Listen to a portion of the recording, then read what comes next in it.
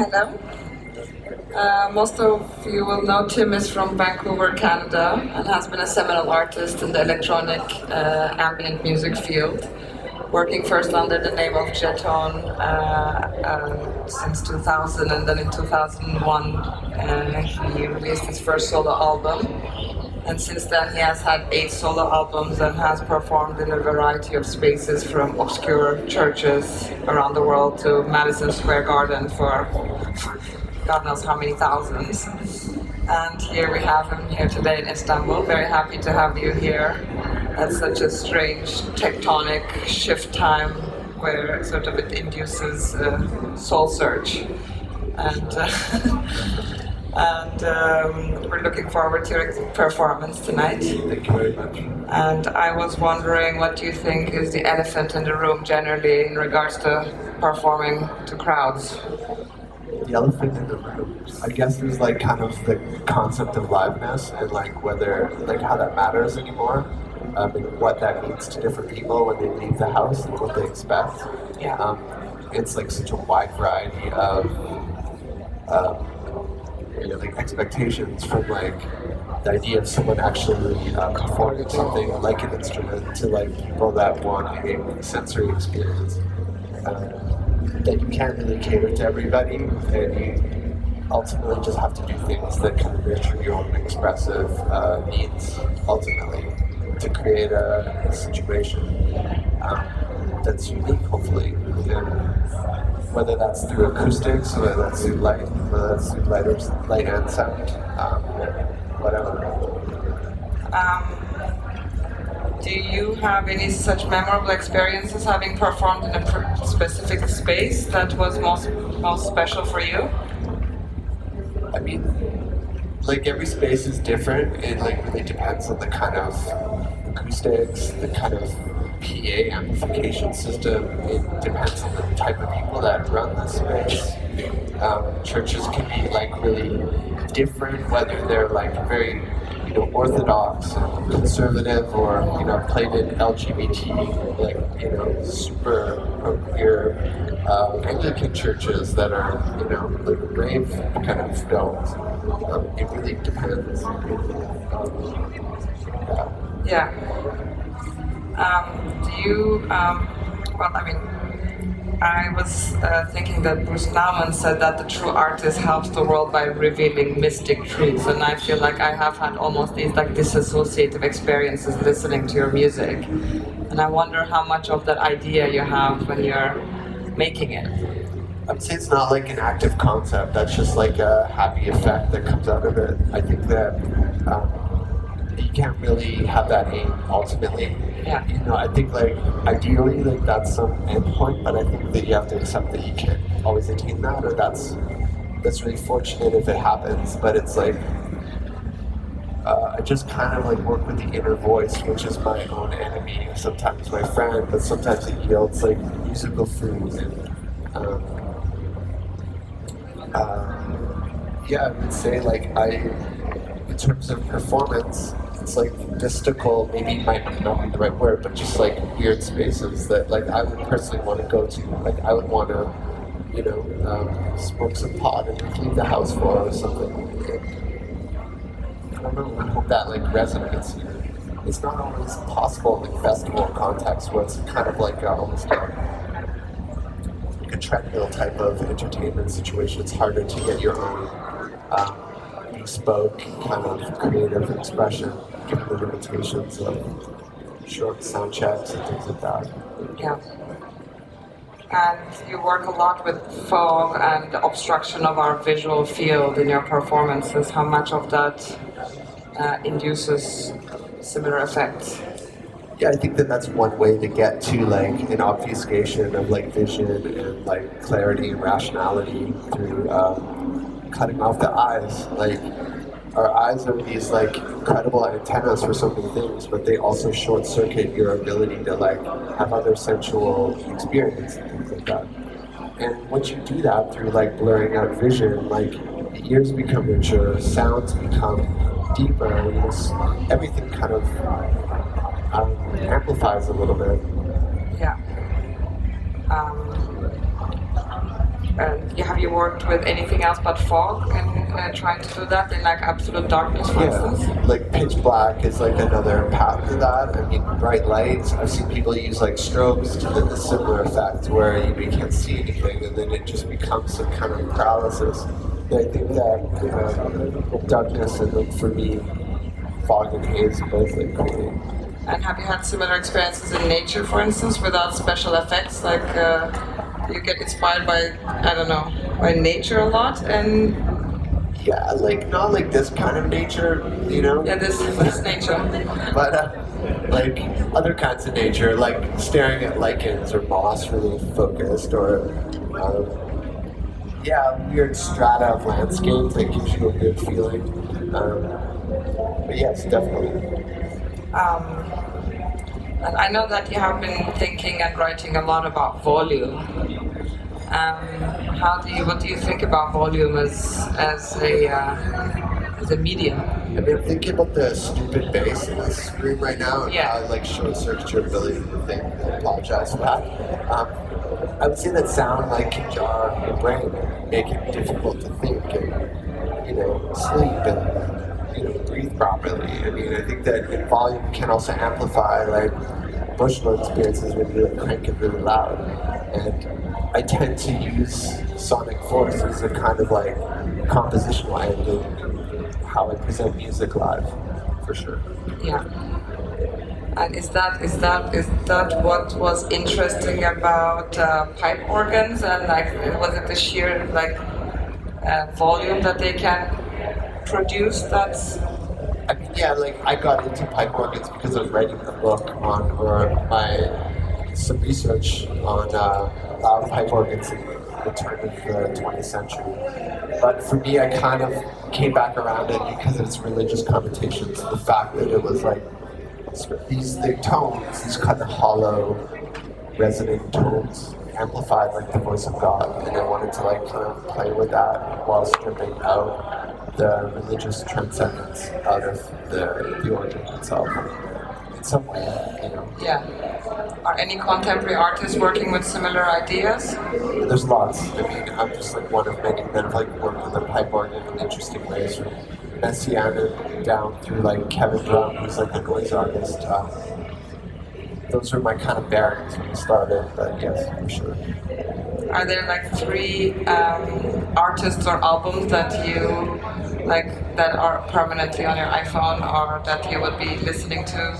No, I just swipe my iPhone clean of anything. Like I just had like kind of the bottom of acoustics, I guess. Yeah. So I'm starting with 0. It would probably not be pipe organ based. It would be like Slow Dive or something from when I was like 21, and like it just stayed ever since. Do you use Shazam? No, sometimes I do actually. It's like amazing, but like, you know, real music nerds, like that stuff's unShazamable. It's like really tries to evade the Shazam system, but I think that Shazam is probably going to encapsulate every audio boomer ever recorded at some point. Is it possible to turn off the bass in this room? It's like insane.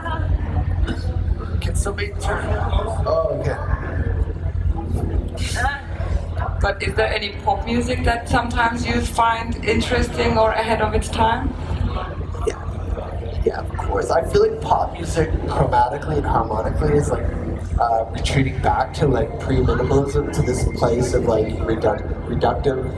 I don't find like harmony is like very evolved. Like right now it's usually like Ableton 4-bar loops. Like no diss to Ableton here, but like just really short, repetitive melodies that I don't find flourish enough. Yeah, I mean, I don't know, it's just like I always find like sublime frequencies and like the kind of just the catalog of weird pop in the world that's like beyond Western is far more influential than, you know, the current pipeline of LA-based pop factories. Yeah. How do you enjoy living in LA? I do. It's really great. It's like weird, mystical, and strange. Do you go to sound baths? I have not gone to sound baths. I have a few bowls at home, but not. Do you meditate? I want to meditate more than I do, and I do occasionally do this type of practice where you're imagine falling into the middle of the earth. It's called earth descent. Okay. It's almost like dying. Like it's like you feel like you're going 6 feet down, but then you keep going thousands of feet. But yeah, meditation is like an ideal that I really need to pick up like right away. And do you listen to these like harmonic frequencies while you are doing that? I think it's like lobotomy again. I think it's just kind of like pulling out sound in some ways. Like you start hearing your ears moving. You start like noticing your nervous system in some ways. Yeah. That it's like pulsing so quick. And it almost has like a sound to it. Like John Cage went into, I think it was like Harvard's anechoic chamber, and he noted like the only sound was like his own central nervous system kind of firing. It's like there is a noise to that, you know. Yeah. And so do you actually listen to music like at your home in high volume, for instance? I just still want to understand how you consume sound in your private environment. High volume? No. Generally no. No? I would say like, I save it for my studio that like I turn things up really loud to feel it, and then I start to like drug myself out and I can't believe it after a while, so I have to turn it down really quiet. Yeah. And then I try to listen to it kind of passively.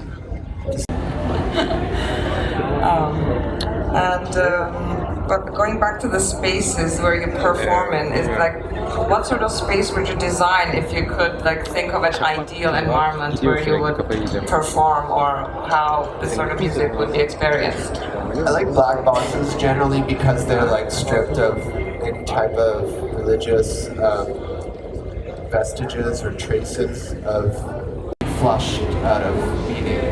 And a black box with a very powerful quad surround sound system is ideal generally.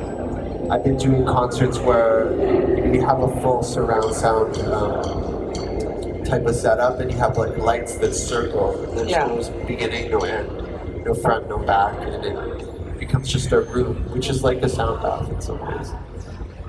Have you performed in a circle?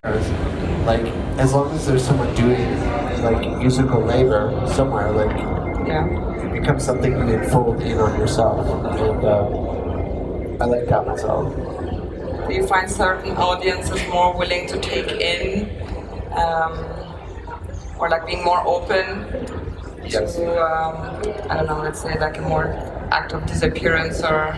Yes, some places have like the audiences have this easiness with like the lack of performance, or the kind of like sidestep of the traditional person presenting music for the kind of people. Yeah. And some people are really disappointed by it. You know, they like or really feel like they've been taken for abuse. You know, they've had their money taken away and they expected to see someone play a keyboard guitar or something. I generally feel that like I don't cater to that and I don't really care. And what do you think of generally sound as a sort of agent for healing, or for more transcendent experiences that go beyond entertainment? Yeah, I think obviously it like has a great potential for it. And, like if it can induce a meditative state that's already enacting like some sense of healing or some sense of health. If your blood pressure lowers, I mean you're already better off than you were before. If you can enter a meditative state, that's really great. I don't really think my music goes towards meditation. It's almost like, I don't know, it's kind of a tension between fully allowing like a dream space and then taking it away through like distortion, through overload, through almost like frequencies that don't always work in synergy or something like that. Yeah. Do you find your music has more information, like as your albums progress, or less? That's a good question I wrestle with all the time. I'm trying to like pull back right now and make things sparser, because when you can overload or lay 400 tracks on top of each other, where do you stop? And like, why not just add more? I used to just like layer and layer and layer to think that I was getting to some richer place. Yes. There's a point where you add things and it actually takes away, and it just sounds like bloat. It sounds like gluttony or something. And so it's like a Jenga, like a game, Yes. you know, that you do with yourself. Like, what if I take out that? Is that even? What is that? Yeah, this is Track the stand. 14. Yeah, it becomes, you realize you didn't need track 14. And how about like the visual representations of that? Like, you know, whether it's an album cover or a video or... I've always kind of like done album visual aspects in tandem with the music. As the music kind of came together, like some kind of visual narrative kind of comes up on its own. Sometimes I like something I come across, something like political or something, you know, something personal. It's never the same. It tends to like tie together. It's like, there's been a couple records where I just added album art at the end and it didn't feel as good. It felt like kind of weird than after the fact. This last album seems to have a lot of Chinese reference in concept.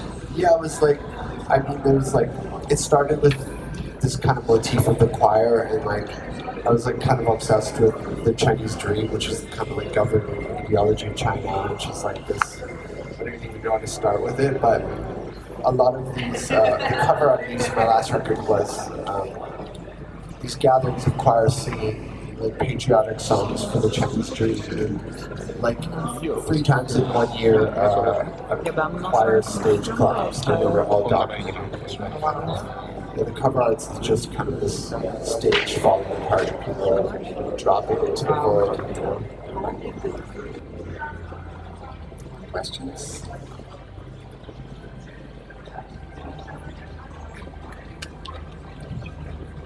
People normally use rhythms to add time domain their rhythms.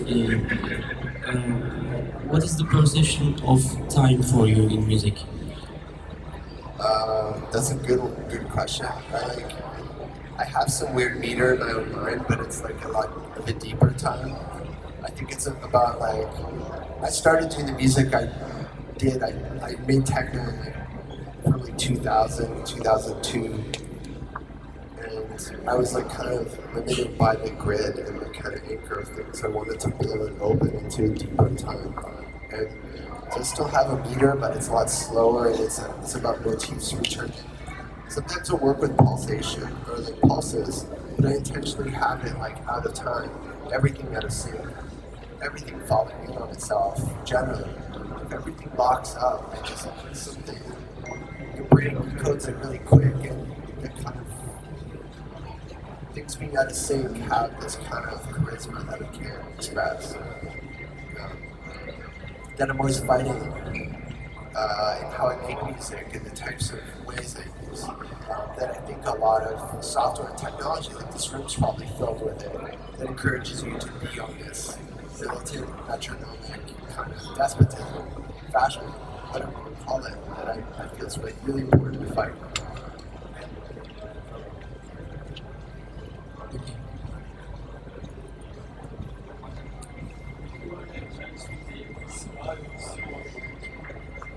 What? I'd have to revert to my horoscope, which is Cancer. So I'm like naturally below the sea, and the crab shell just. So I have to go ocean. Thank you very much. Thank you.